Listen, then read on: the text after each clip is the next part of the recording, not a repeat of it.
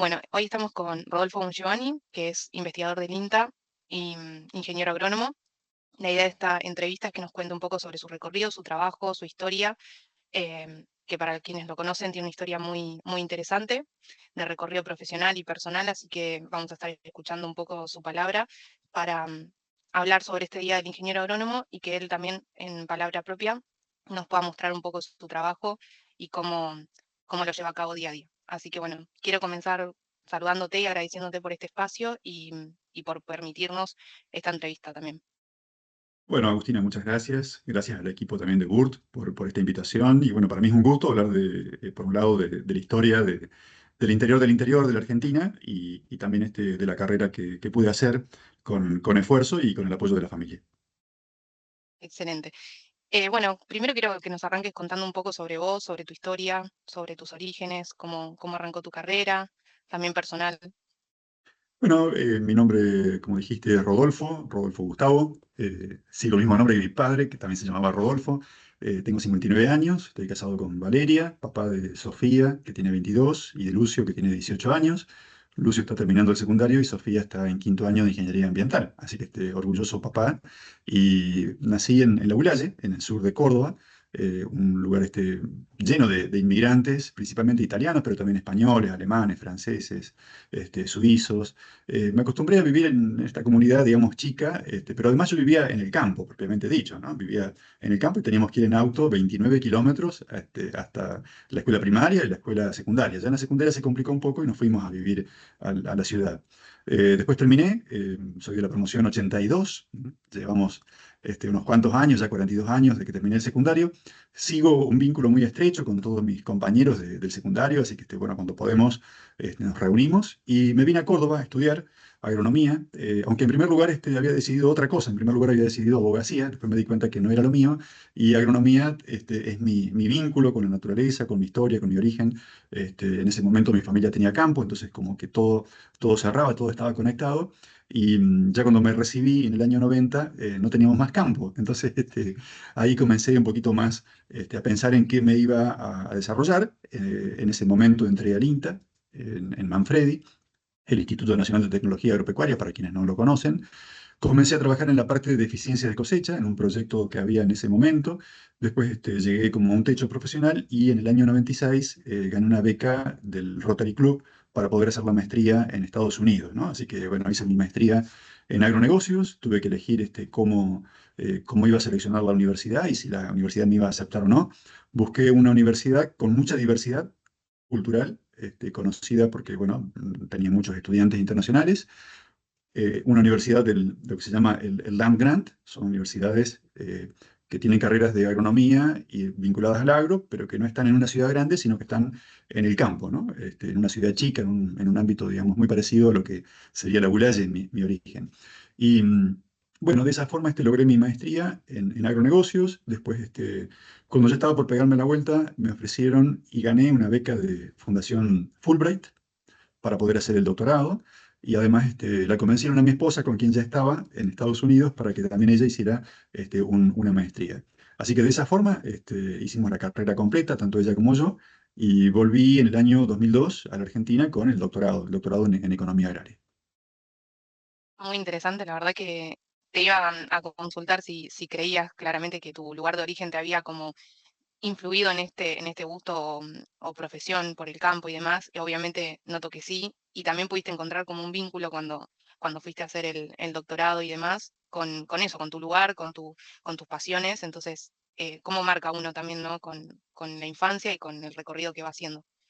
Sí, totalmente, marca mucho la infancia, y bueno, también las lecciones duras que nos da la vida, ¿no? Porque como te decía, cuando comencé a estudiar agronomía tenía campo, cuando me recibí ya no lo tenía, y el motivo por el cual yo decidí especializarme en agronegocios y en economía agraria fue precisamente para entender por qué a mi padre le había ido tan mal con el campo, siendo que es de alguna forma una fuente importante de riqueza. Entonces, de alguna forma ese interés por comprender la realidad me llevó a especializarme en economía agraria y bueno, y como yo te comentaba también previo a la entrevista, estuve trabajando primero en lo que es eficiencia de cosecha, después comencé a trabajar en lo que es agricultura de precisión, el manejo de datos.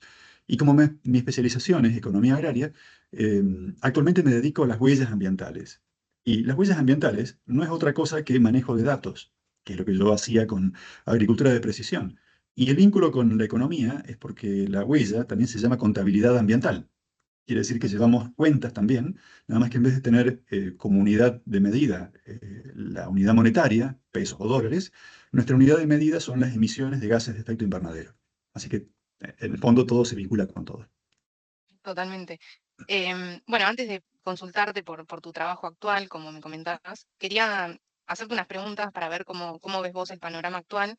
¿De qué considerás que fueron los mayores desafíos que afronta hoy en día la agricultura o el campo en el que te dedicas? Claramente, la agricultura tiene como objetivo producir alimentos para la población mundial. Países como la Argentina que exportan mucho alimento, pero no es alimento lo que exporta, sino que son insumos para la industria alimenticia, ¿no? Entonces, son commodities lo que producimos en Argentina. Y cuando hablamos de producir alimentos, hay una demanda, ya sea de los consumidores, ya sea de las industrias procesadoras, industrias de alimentos, para que esa forma de producir sea sostenible, que sea cuidando el ambiente. Entonces, tenemos el gran desafío de alimentar a 10.000 millones de personas en el mundo, o que se deben generar alimentos para esas personas, pero también que sea de forma sostenible. Y cuando hablamos de sostenibilidad, tenemos que reconocer que la primera amenaza, el primer riesgo que enfrenta la humanidad es el calentamiento global, ¿no? Es el aumento de la temperatura sobre la faz de la Tierra que hace que haya un cambio climático, que nosotros lo vemos como sequías, inundaciones, aumento del nivel del mar, periodos así de golpes de calor, bueno, todas las cosas que nosotros estamos viendo precisamente que ocurre sobre todo ahora en Europa, ¿no? Esas olas de altas temperaturas y el aumento de la temperatura promedio a nivel mundial. Eso tiene que ver con las emisiones de gases de efecto invernadero. ¿Por qué? Bueno, el principal causante es que nosotros estamos extrayendo combustible fósil de un stock de carbono, que es el yacimiento de petróleo, por ejemplo, y lo emitimos a la atmósfera. Con lo cual, te estoy diciendo que el principal causante de los gases de efecto invernadero es el combustible fósil, que los llevamos de una forma estable, como carbono, y aunque no lo veamos, porque son moléculas que no se ven, están ahí en la atmósfera produciendo este efecto invernadero, haciendo que entren los rayos del sol y que no todos los que entran vuelvan a salir. Ese efecto rebote es por eso. Y la ganadería, dentro del agro, también produce emisión de metano. El metano es un gas que quizás no lo veamos, pero tiene 30 veces más poder de calentamiento global que el dióxido de carbono. Y cuando tenemos alguna fermentación, por ejemplo, de corrales o de lagunas de fermentación o algún otro tipo, digamos, de efecto de combustión también que produce óxido nitroso, ese óxido nitroso también tiene un poder de calentamiento 300 veces superior al dióxido de carbono. Cuando uno suma todos estos gases de efecto invernadero y los convierte en dióxido de carbono equivalente, hablamos de huella de carbono. Entonces nosotros, desde mi trabajo y con mi equipo, trabajamos en eso, en la huella de carbono de los alimentos, o más que alimentos, de los productos que genera el campo como ingredientes o insumos para la industria alimenticia, ¿no? Entonces podemos tomar, por ejemplo, la carne, el campo genera el novillo terminado. Entonces, ese novillo terminado va a un frigorífico y el frigorífico es el que produce este alimento que nos llega al consumidor, que a su vez el consumidor no lo come crudo, sino que lo tiene que cocinar. Entonces, todo ese proceso completo, tenemos un equipo con el INTI, que estudiamos no solamente la producción a campo, sino también la producción industrial, y de esa forma llegamos a saber la huella de carbono de un producto que ya llega al consumidor listo para ser ingerido como alimento, ¿no? Entonces podemos decir, bueno, que la huella de carbono de la carne con respecto, por ejemplo, a la pasta, o la huella de la manzana con respecto al queso, o a las almendras con respecto al maní. Todo ese tipo de estudios los hacemos en mi equipo, y eso hace que en este momento estemos, diría, en el apogeo, en la cresta de la ola de un tema que es muy demandado por la preocupación precisamente que hay sobre este tema. Sí, además es un tema que ha tenido relevancia en los últimos años, yo diría 10, 15 años, corregime si no es correcto, pero hemos visto más relevancia en los medios, hemos escuchado hablar de la huella de carbono y está buenísimo que lo expliques para poder entender a qué se refiere esto y no solamente que por ahí el tema más conocido es que la ganadería lo produce, pero también visibilizar que todos productos de la cadena productiva por ahí de la agricultura y demás intervienen en este proceso, no solamente la ganadería, y también entender que cada producto que nosotros elegimos como consumidor puede implicar un mayor o un menor impacto según el estudio que lleve esa empresa o el estudio que lleve ese producto detrás de los medios de producción y demás. Entonces es súper interesante cómo tu trabajo como mezcla o interviene en este proceso de economía circular, por un lado, de ser más eficientes en la producción de insumos. ¿Podrías definir también para los que nos escuchan, ¿qué es esta idea o cómo vinculas vos la economía circular con tu trabajo? Bien, primero un comentario con respecto a tu primera reflexión, es que los seres humanos también tenemos nuestra huella, y la huella que nosotros tenemos como seres humanos es la cantidad de gases de efecto invernadero que emitimos. Pasa que no lo hacemos en forma directa, sino que lo hacemos a través del consumo de los alimentos o del uso de la energía cuando nos movilizamos, o prendemos el aire acondicionado, o prendemos la luz, cuando usamos las computadoras, ¿no? Entonces, un argentino promedio emite 8 toneladas de dióxido de carbono equivalente por año. ¿M? El promedio mundial es de 5 toneladas. Y el de un país muy consumista, por ejemplo, como Estados Unidos, tiene una huella de carbono per cápita de 40 toneladas de dióxido de carbono por persona por año, ¿no?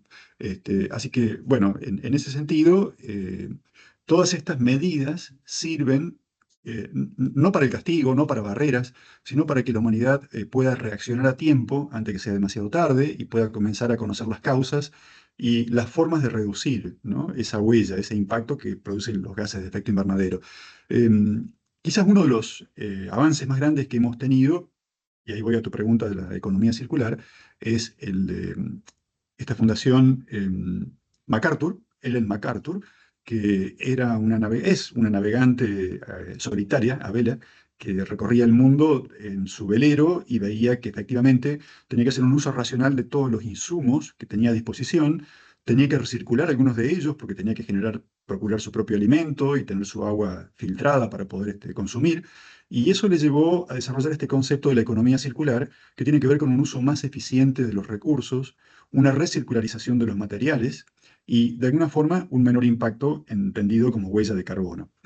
Nosotros, por ejemplo, cuando lo llevamos al campo, ese concepto, podemos medir la huella de una forma de producir convencional y vemos la huella de una forma de producir con economía circular, donde, por ejemplo, una empresa ganadera incorpora también un biodigestor, que es un sistema que permite, a través de la recuperación de los efluentes, del bosteo de los animales, llevarlos a un biodigestor y producir un gas que después se usa como combustible para un generador de energía eléctrica, ¿no? Entonces hay campos que están alejados de una torre, por ejemplo, de energía eléctrica o no les alcanza la potencia que les brinda la red y tienen este sistema de recuperación de efluentes para producir energía eléctrica para abastecer al campo o inclusive desarrollos más grandes que también inyectan energía eléctrica a la red interconectada. También tenemos acá en la provincia de Córdoba una serie de campos, de empresas ganaderas que también tienen mini usinas de etanol. ¿Mm?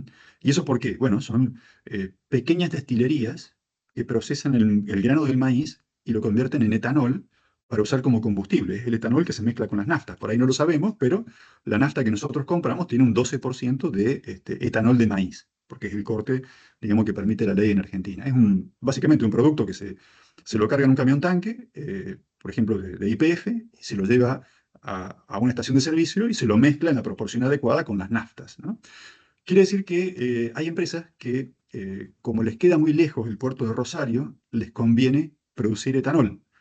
Ahora, queda un subproducto que se llama burlanda. El etanol es la parte líquida, pero queda la parte sólida del maíz que se usa como alimento. Entonces quiere decir que el impacto ambiental que produce el etanol ya no es solo del etanol, sino que también hay una parte que se lo lleva el subproducto, que es la burlanda, pero ya estamos dividiendo, estamos reduciendo la carga, el impacto ambiental, porque del maíz, en vez de tener un solo impacto, en vez de tener un solo producto, tengo dos productos que le voy, digamos, separando el impacto ambiental. Y esa burlanda la uso para alimentar animales que producen carne. ¿Mm? Y es mucho más eficiente porque yo aprovecho mejor la energía y la proteína contenida en ese alimento, que es un subproducto del etanol, y yo engordo animales. Y en algunos casos puntuales se vuelve a dar el doble ciclo de economía circular, porque hay una usina para producir etanol. Con el residuo de la usina de etanol, que es la burlanda, engordo animales. Y con el residuo de los animales, es decir, los efluentes, el bosteo y demás, con eso lo llevo a un biodigestor, lo llevan las empresas a un biodigestor y generan gas. Con ese gas se produce energía eléctrica que a su vez abastece a la usina esta de etanol y abastece a la red. Bueno, en conclusión, la economía circular es una forma que nos permite recircular los elementos, ¿m? Que nos permite reducir la cantidad de subproductos o de residuos. Cuanto menos subproductos, cuanto menos scrap Cuanto menos descarte haya en cualquier actividad productiva, más eficiente es desde el punto de vista económico, y si es eficiente desde el punto de vista económico, lo va a ser eficiente también desde el punto de vista ambiental. Menor huella, menor impacto. Esto que uno diría, ah, qué interesante que es, bueno, entonces es algo válido para los ambientalistas, nada más. Pero bueno, curiosamente, además de ser bueno para el ambiente, también es bueno para las empresas como negocio, ¿no?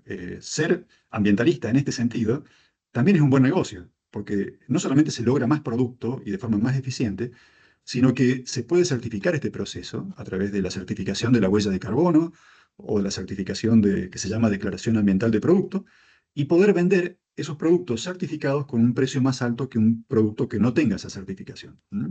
Nosotros acá con mi equipo hemos trabajado con un frigorífico Logros de la provincia de Córdoba, que hicieron la declaración ambiental de la carne que produce este frigorífico, y si bien no se llega a la carbono neutralidad, no es que tenga un impacto cero, pero tiene un valor que el consumidor puede ver a través de un código QR, tiene que agarrar el teléfono, ver ese código QR y lo lleva, digamos, al certificado y le dice cuánto es la emisión de ese producto que está comprando. El solo hecho de tener esa información es lo que nosotros llamamos valor agregado ambiental. Y si la empresa es buena haciendo negocios, puede lograr un precio diferencial por ese producto. ¿Mm? Entonces, Sí, y también el rol del consumidor hoy en día, que al haber más información, más gente interesada en el tema sustentable y demás, también es importante, ¿no? Para las empresas poder como tomar esta responsabilidad, por un lado por los recursos económicos que utiliza y por otro por el consumidor, que puede ser un diferencial a largo plazo.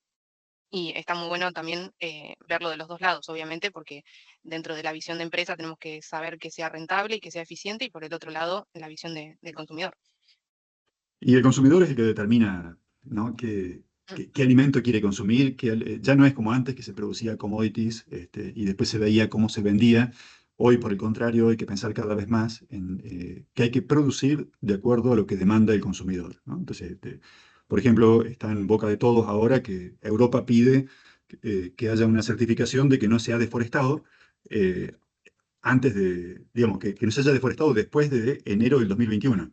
Entonces, bueno, uno como vendedor tiene que procurar brindar trazabilidad de esa información que pide el consumidor europeo. Por supuesto, siempre está la opción de decir, no, no lo puedo cumplir a eso y no puedo vender a Europa. Bueno, se podrá vender a otro país, a otro bloque que no sea Europa, pero la demanda está, ¿eh? Y nosotros trabajamos mucho con empresas, por ejemplo, de maní, y las empresas de maní ya le hicimos nosotros un estudio hace 10 años atrás, que determinemos la huella de carbono y la huella de agua del maní producido en Argentina a nivel sectorial. Pero ahora ya los compradores de maní de Argentina, que Argentina exporta el 90% del maní que produce, están pidiendo otra información, que el nivel de detalle sea por empresa, no a nivel sector. Entonces, una empresa A, la empresa B, la empresa C, tienen cada uno sus estudios de huellas, que les estamos haciendo, con la idea de aportar esta información que piden los consumidores. ¿Por qué? Porque el maní que vende la Argentina es el maní confitería, que va en un big bag de 1.200 kilos, lo compra una empresa de alimentos que está en España, en Italia, hacen un turrón, hacen un helado con ese maní, hacen una grana, hacen algún producto alimenticio que después le quieren poner ellos la huella de su producto. Por ejemplo, una barrita de turrón, ¿cuál es la huella de esa barra de turrón? Para lo cual necesitan saber la huella del ingrediente que están comprando. Entonces, a veces lo que parece ser una barrera para arancelaria en realidad es una forma de agregado de valor. Y volviendo a tu pregunta original, ¿no? Sobre la profesión de ingeniero agrónomo, esto alguno lo puede ver como una complicación, alguno lo puede ver como que escapa al ámbito de la agronomía, y yo en cambio les puedo decir que son formas que tiene la carrera o la profesión de ingeniero agrónomo de, de generar ingresos para uno o para la institución en la que trabaja, porque yo trabajo a través de convenios que realizamos entre empresas y el INTA, y bueno, son alternativas que tiene la profesión para poder crecer, para poder ofrecer servicios y para poder ganarse la vida con esta profesión tan linda. ¿Mm? Sí, también acompañar el cambio, obviamente, cultural o social que se vive, y calculo que la profesión, cuando vos arrancaste tu recorrido, no es el mismo enfoque ni la misma idea que hay hoy en día, así que está bueno también acompañar ese cambio y también eso, darle un mensaje a los que eligen la misma carrera que vos o similar, de cómo acompañar la profesión con todos los cambios tecnológicos, sociales, de cultura que se viven hoy en día, es muy, muy interesante también. Agustina, vos tenés en cuenta que yo tengo 59 años. Cuando yo me crié en el campo y cuando me recibí, hablar de ambiente era una cosa rara. Nadie hablaba de ambiente, nadie hablaba de perspectiva de género, nadie hablaba del veganismo, no se sabía lo que era el veganismo o el vegetarianismo. Y bueno, uno de alguna forma ha estado... eh, Vos te podés quedar de brazos cruzados y decir, no, esto no ocurre y negar la realidad, o podés ser proactivo y estar vinculado, conectado con la realidad, estar un paso adelante y decir, bueno, ¿cómo puedo crecer yo? ¿Cómo puedo reinventarme todos los días y ofrecer algo que agregue valor a lo que, en definitiva, el consumidor demanda? El rol del ingeniero agrónomo es el primer impacto que hay en la producción de alimentos, ¿no? Es el primer eslabón en la producción primaria, donde uno está en contacto con la naturaleza, que es tan lindo seguir el ciclo biológico, estar en contacto con los elementos de la naturaleza, pero no perder de vista que por detrás de esa actividad tan linda como es la agronomía, hay una demanda de alimentos, ¿eh? Y esos alimentos deben ser producidos de forma sostenible, que no tengan desde residuos de contaminantes, o algún producto químico prohibido, o que tengan bienestar animal, los animales, que no haya maltrato animal, que de alguna forma también hay lugar para el veganismo, ¿no? Porque no todo es, no todo es producción animal.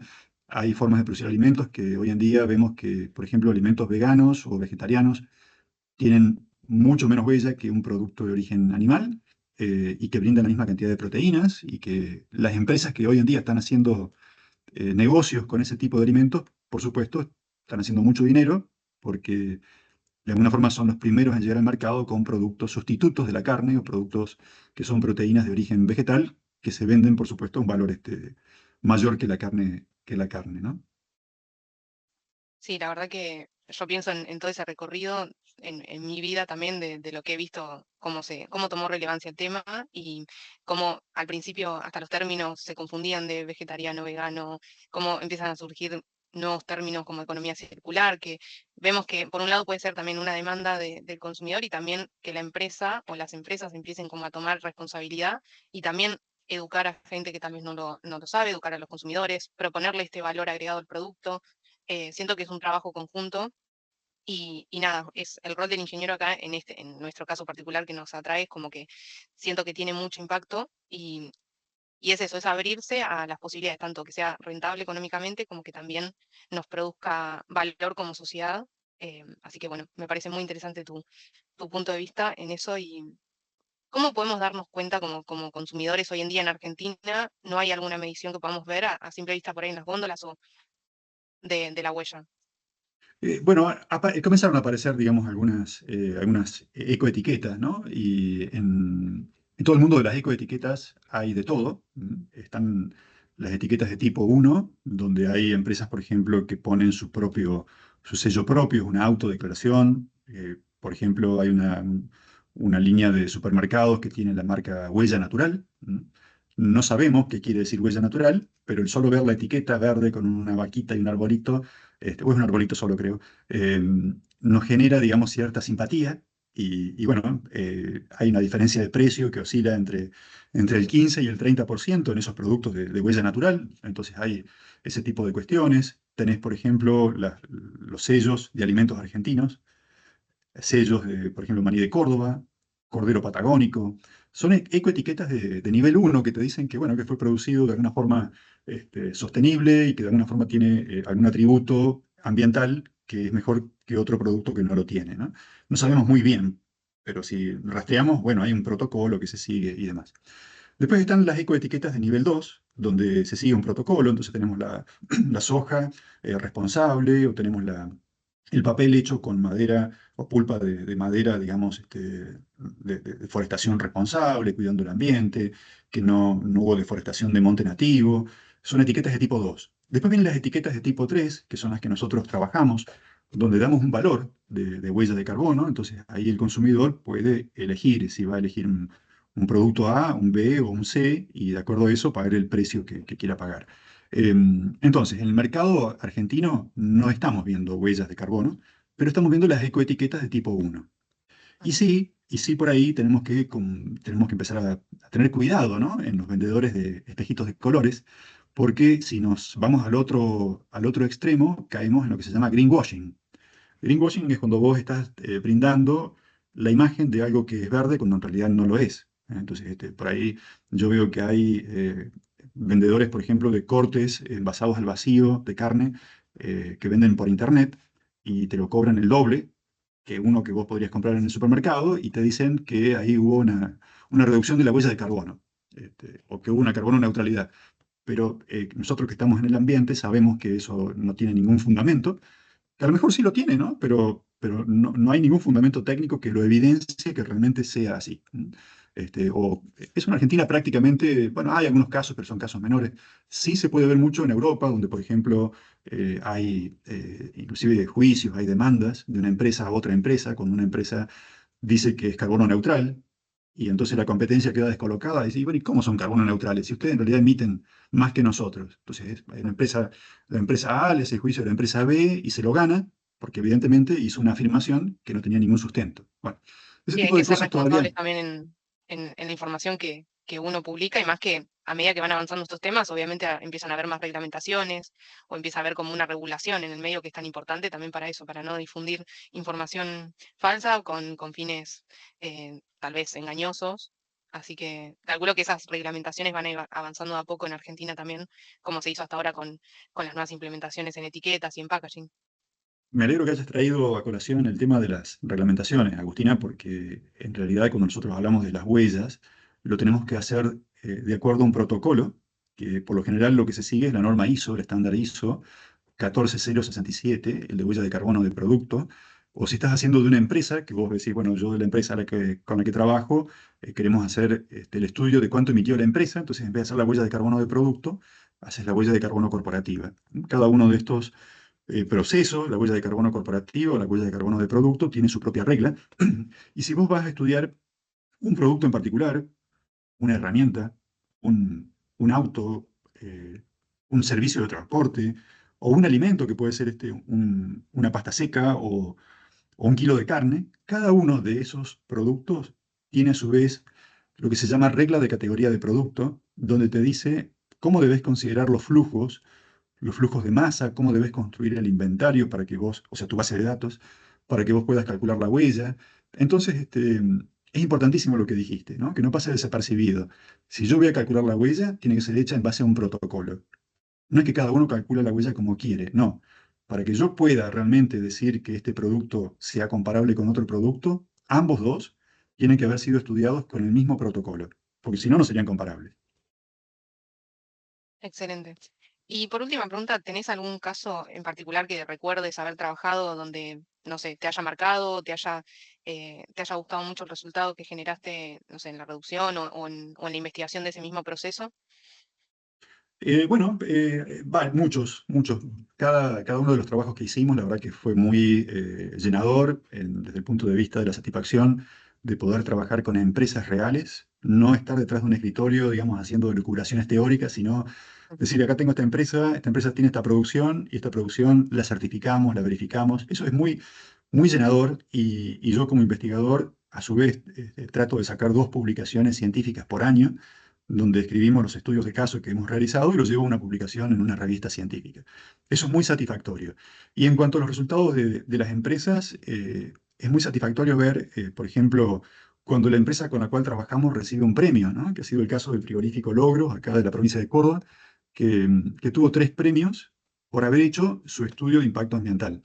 Entonces, nosotros cada vez que logramos la publicación de un artículo o que sale en el diario, o que nos invitan a una conferencia, o en este caso la empresa Logros, que recibió 3 premios internacionales por haber hecho la huella de carbono de su carne, evidentemente que también es un premio para nosotros que estuvimos por detrás, ¿no? Y también es muy satisfactorio ver que si bien es cierto no se alcanza la carbono neutralidad tan buscada, pero sí, cuando uno lo compara con los estándares internacionales, por ejemplo, en el mundo, cuando uno va y busca un visualizador de la huella de carbono de los productos, eh, y dice la carne tiene una huella de carbono de 100 kilos. Bueno, eso puede ser a nivel global, ¿no? Donde para engordar un animal en el mundo a veces lleva 4 o 5 años, ¿no? Pero en Argentina nosotros engordamos un animal en un año y medio a 2 años. Entonces la huella de carbono de este frigorífico, por ejemplo, fue de 20 kilos en vez de los 100 kilos. La relación es de 5 a 1. Y eso ha sido realmente muy ilustrativo porque yo sé que se combate mucho el consumo de carne Y un segundito que tomo un poco de agua. Sí, sí. Entonces, no haber logrado una carga de carbono cero, pero haber logrado una reducción o un bajo valor, digamos, de la huella de carbono de la carne es muy satisfactorio. Sí, también además los casos de éxito obviamente contagian otras empresas, otros sectores también a realizarlo, no solo en la ganadería, sino como en todo. Y es importante eso, difundir estos casos, por eso también la idea de nosotros como empresa, que tal vez no tenemos una producción así activa, pero sí de difundir estas medidas o estos nuevos proyectos, es como que puedes contagiar a otros para que también sigan el mismo camino y obviamente reducir el impacto a largo plazo es una actividad fundamental. Así que de mi parte, la verdad que fue una charla súper interesante y te agradezco muchísimo. No sé si querés comentar algo más que me haya quedado fuera de las preguntas, pero la verdad que fue una charla que tanto para el consumidor como para los líderes de empresas va a aportar muchísimo en esta visión nueva de la economía circular y lo que nos trae el futuro también más sustentable y sostenible en producción. Sí, como vos lo decís, Agustina, por delante tenemos el desafío de la economía circular y la medición de la huella lo que hace es decirnos por dónde pasa la reducción que necesita la economía circular, ¿no? En el caso, por ejemplo, cuando estudiamos la cadena de caña de azúcar, vimos que había un alto consumo de gasoil, de combustible, con respecto a Brasil, y eso fue el determinante para que se diseñara un sistema de labranza en surcos con un menor impacto, digamos, sobre el ambiente, porque el consumo es la mitad del consumo de combustible, por una cuestión de compactación de suelo, comparado con Brasil. Cuando hablamos de economía circular, tenemos que analizar las empresas de la producción primaria, analizar cuáles son los residuos que están generando y si no podrían servir como insumo para otro servicio, para otra producción, como por ejemplo puede ser la producción de energía, ¿no? Todo lo que es subproductos de la producción primaria o del procesamiento de los productos primarios, tranquilamente podrían generar otro tipo de energía alternativa de menor impacto ambiental. Y como cierre, acompañar un poco la reflexión del Papa Francisco en el sentido de que tenemos un solo planeta, lo tenemos que cuidar, porque en este estamos viviendo casi 9.000 millones de personas, vamos a ser en breve 10.000 millones de personas sobre la Tierra, todos queremos vivir de forma digna, todos queremos vivir bien, todos queremos consumir, y bueno, eso, digamos, tiene que ser hecho de forma inteligente. Entonces, si uno quiere vivir en un planeta, en un sistema que sea sostenible, hay que diseñarlo, ¿no? Porque solo no va a ocurrir. Somos demasiadas personas en el mundo para que eso ocurra solo. Entonces, hay que usar un poco el ingenio, hay que confiar en la ciencia y en tratar de que los sistemas de producción de alimentos estén en equilibrio, estén en armonía con el ambiente y de esa forma podamos tener un buen estándar de vida y que no haya un impacto del calentamiento global, que es nuestra principal amenaza en la actualidad. Excelente. Bueno, me encantó esta reflexión final y nada, también invitarlos a todos a repensar eso, repensar sus consumos y bueno, a los líderes de empresas o que estén participando en procesos productivos, también repensar sus producciones y cómo pueden disminuir el impacto. Lo dejo como reflexión también a quienes escuchen o lean esta entrevista. Así que nada, y después por otro lado agradecerte por el tiempo, agradecerte por este espacio, porque la verdad que es un espacio para difundir conocimiento, difundir tus trabajos y los trabajos de tu equipo, así que la verdad que quedo muy contenta con el resultado de la entrevista, así que te agradezco un montón por este espacio. Bueno, Agustina, gracias. Gracias a vos por haberme convocado, gracias a Burt por la invitación. Y bueno, les deseo éxito también como empresa y gracias a ustedes también por difundir estos conceptos que nos preocupan y que nos ocupan, ¿eh? Así que hay que verlo de Totalmente. forma proactiva.